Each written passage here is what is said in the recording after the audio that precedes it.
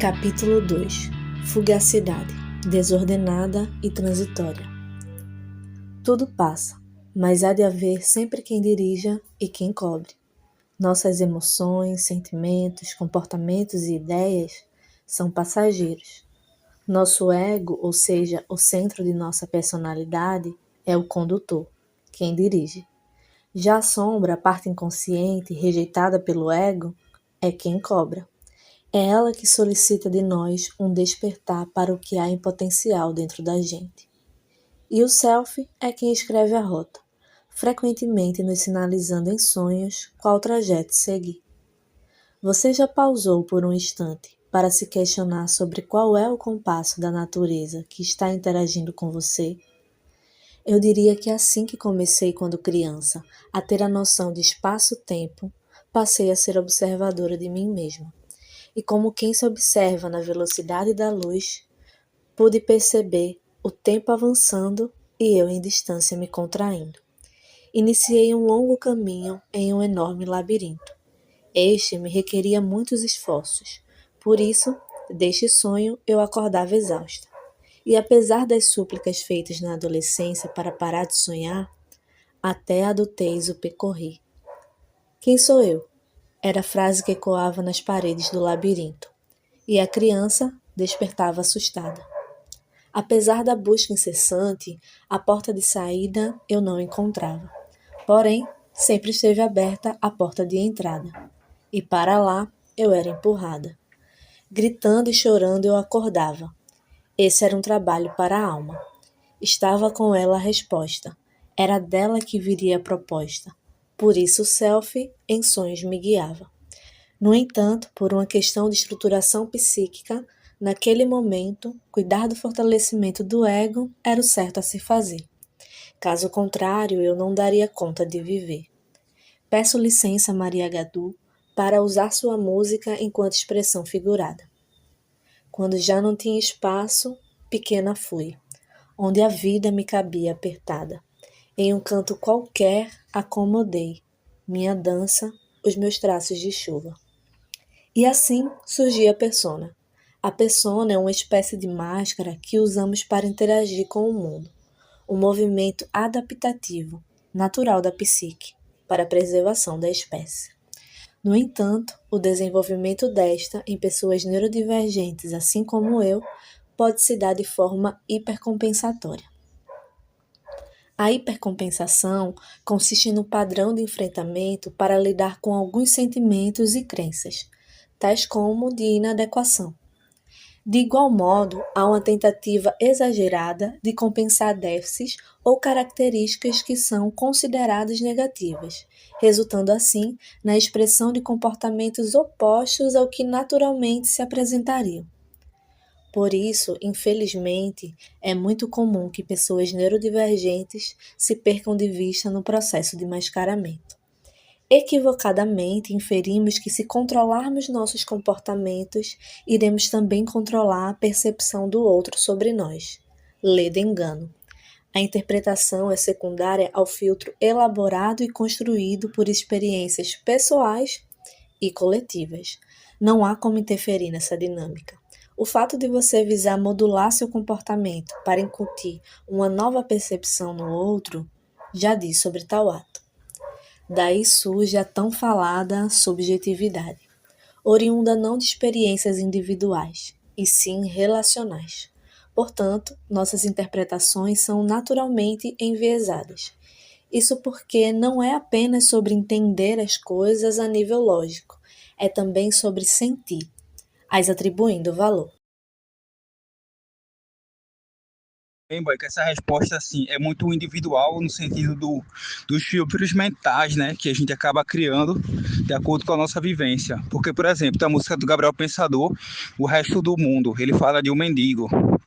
Aí ele na música se questiona, né, por que que eu nasci, por que que eu tô aqui, um penetra nesse inferno sem lugar para sem lugar para fugir. Ou seja, tipo, ele trazendo aquele contexto da vida ser um inferno, tá ligado? Já o Síntese, o Neto lá, ele fala, mano, a vida é tratamento, pá. A vida é esse processo de cura, né? Que a gente acaba tendo aqui na vivência, um para com o outro, tá ligado? cada pessoa vai trazendo o que é a vida de acordo com a sua vivência, tá ligado? O Monte Zion lá, mano, do Rio de Janeiro, ele fala, né, mano, a vida é a oportunidade para entender o que é o amor, a amizade, a união, a família. Ele fala, tipo, perspectivas diferentes, tá ligado? A vida tá acontecendo, a vida acontece na vida dessas pessoas, só que, tipo, são observadas de um filtro mental diferente, tá ligado? Eu acho isso muito foda, boy, tá ligado? As perguntas assim, dá pro cara navegar pra caramba, né, mano? Papo reto. Por isso, irei repetir a pergunta já feita, na tentativa de fazê-la ressoar. Você já pausou por um instante para se questionar sobre qual é o compasso da natureza que está interagindo com você?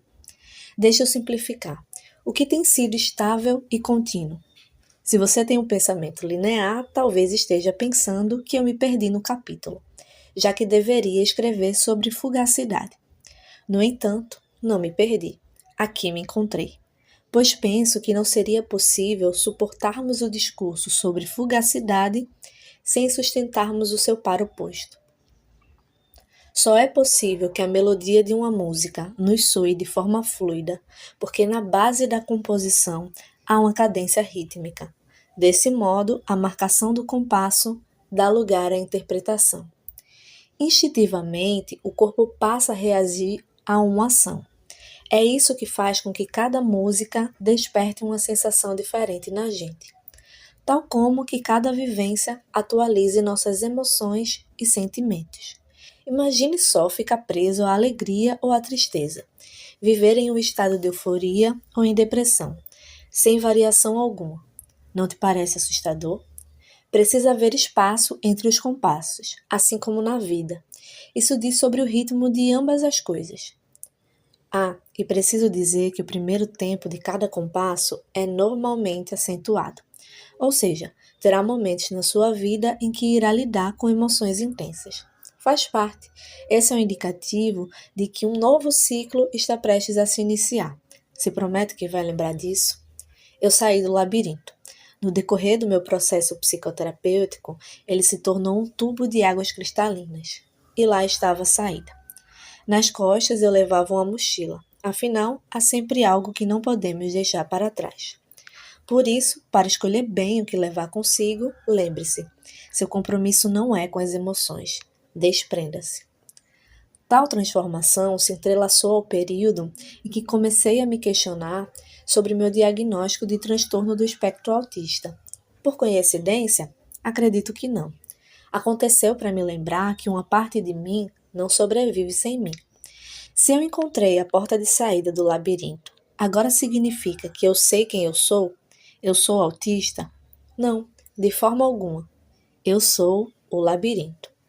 E ainda há muito que descobrir enquanto caminhante de mim mesma. Já sei percorrer o labirinto. Não sou mais prisioneira de mim mesma. No entanto, ele é o território de quem eu sou. E o território é vivo. Ele muda mesmo se eu ou você não mudar. Cabe a mim e a você ter a autopercepção para reconhecer e acompanhar. Eu já imaginei como seria se eu tivesse tido conhecimento do meu diagnóstico ainda na infância. Pensei em como o ambiente à minha volta poderia ter se organizado para que tal acontecimento tivesse se realizado. Mas a vida acontece, de forma desordenada e transitória. Embora também seja importante operar sobre as regras do tempo cronológico, é igualmente necessário aceitar que há uma transitoriedade que torna a beleza da vida fugaz. Já diria Lulu Santos, como uma ideia que existe na cabeça e não tem a menor obrigação de acontecer. Eu desejo que nos tornemos cada vez mais cientes de que há um outro tempo, o tempo oportuno. Sejamos gratos. Caso no futuro você se julgue sobre uma ótica do passado, estimo que pare e se comprometa com a autopercepção.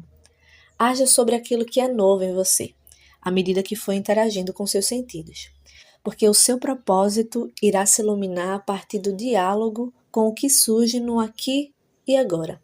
Não se aveste não. A natureza não tem pressa, segue seu compasso. Inexoravelmente chega lá.